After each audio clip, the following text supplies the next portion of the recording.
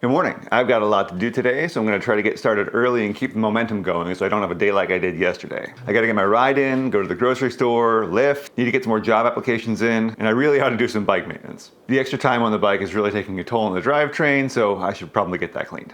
But right now I need to get some breakfast in me, some more coffee, obviously, and maybe get shaved and then get going.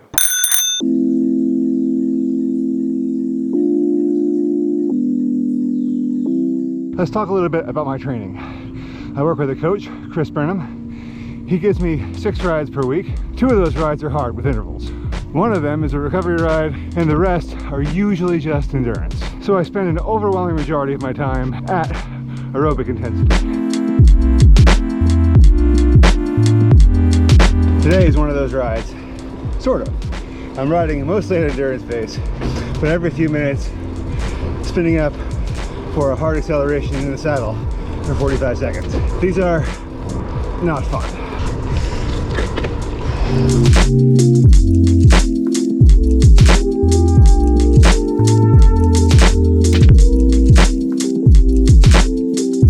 Well, that's not great. Apparently I ran over a giant bent rusty nail.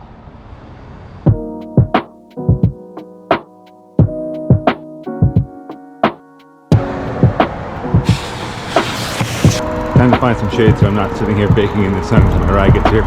So I was going to talk about how scheduling things really helps me, and staying on a schedule helps me keep moving and have the impetus to do the next thing.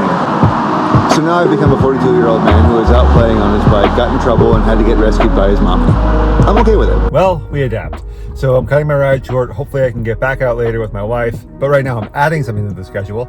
Now I've got to drop my wheel off at the bike shop because it's got a giant hole in it, and hopefully it can be warranty replaced. This isn't the video I thought I was going to be making today, but it's the one that reflects reality. While I was out grocery shopping, I got a call from the bike shop about my wheel. It turns out the nail did, in fact, go through the tire and the rim. But instead of poking through any carbon, it actually went through a spoke hole. Just think about that for a second and how tiny a spoke hole is. The nail didn't do any damage to the carbon. Had it gone in anywhere else, a millimeter in any other direction, and the wheel would have been toast. As it turns out, this could be a pretty interesting metaphor for my situation. That nail stopped my ride in its tracks, and I thought it was a complete catastrophe.